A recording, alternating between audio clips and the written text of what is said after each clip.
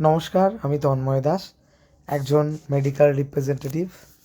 আজকের আমার এই ব্লগটা নারীদের জন্য। আজ নারী দিবস। নারী মানেই শুধু ঘর সামলানো নয়, নারী মানেই শক্তি, সাহস আর স্বপ্ন। আজও আমাদের সমাজে অনেক মেয়ে আছে যারা হাজার বাধা পেরিয়ে নিজের জায়গা তৈরি করছে।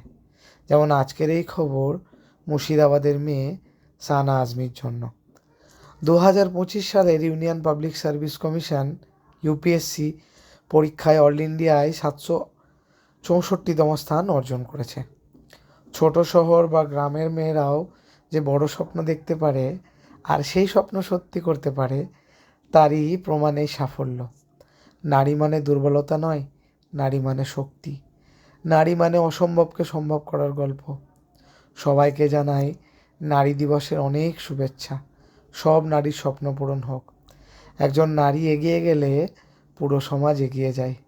হ্যাপি